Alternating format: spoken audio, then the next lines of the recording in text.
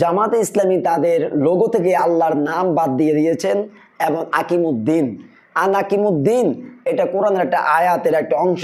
সেটা প্রশ্ন উঠেছে, জামাত কি আওয়ামী লীগের মতে হাঁটতেছে? অর্থাৎ আওয়ামী লীগ যেমন তাদের নামের আগে মুসলিম শব্দ বাতিল করেছে, ঠিক জামাত এখন তাদের লোগো থেকে তারা আকিমুদ্দিন সরিয়ে দিয়েছে। এটি স্ক্রিনে আপনারা দেখতে পাচ্ছেন। আজকে বিভিন্ন সংবাদের মাধ্যমে এটা প্রচার হয়েছে এবং অনলাইনে আমি দেখেছি, গুগলে সার্চ করে দেখেছি এই তথ্যটা কতটুকু সঠিক। এই তথ্যটা প্রায় 80%-এর উপর সঠিক, যদিও এটা এখনো বাস্তবায়ন হয় নাই।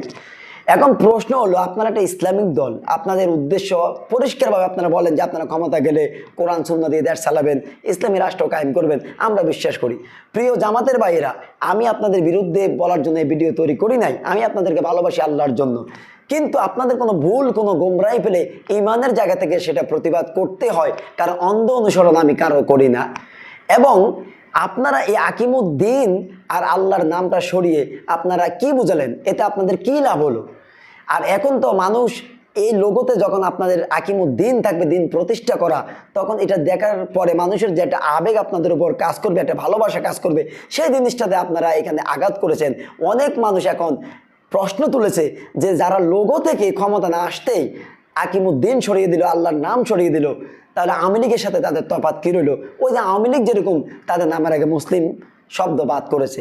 এখন অনেকের প্রশ্ন হলো, তাহলে আপনারা যদি এরকম কাটছাট করে ক্ষমতা যেতে চান, তাহলে সেটা ক্ষমতা যাবেন, কিন্তু এরকম কাটছাট করে কখনো আপনারা কোরআন সুন্নাহ দিয়ে ইসলামী রাষ্ট্র কায়েম করবেন না। প্রিয় ভাইরা, মূলত আসলে দুঃখজনক হলো, জামাতকে ভালোবাসি, কেন ভালোবাসি?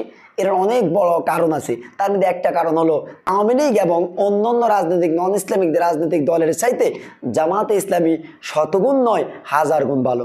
কিন্তু ইদানিং আপনাদের অনেকগুলো কার্যক্রম, এগুলি আসলে ব্যাপকভাবে সোশ্যাল মিডিয়া এবং আলেম ওলামা ইসলামপন্থীদের মাঝে খুব আলোচনা সমালোচনার জন্ম দিয়েছে। বিশেষ করে আমি ভিডিও লম্বা করবো না, বিশেষ করে জামাতের আমিরের হিন্দুদের পূজা অনুষ্ঠানে শুভেচ্ছা জানানো, এটা তো জামাতের আবুল কালাম আজাদ বাশার সহ অসংখ্য উলামায়ে কেরাম এবং বড় বড় জগতের বিখ্যাত আলেমগণ এই বিষয়ে ফতোয়া আছে তাদের, যে এটা সুস্পষ্ট শিরিককে সমর্থন করা।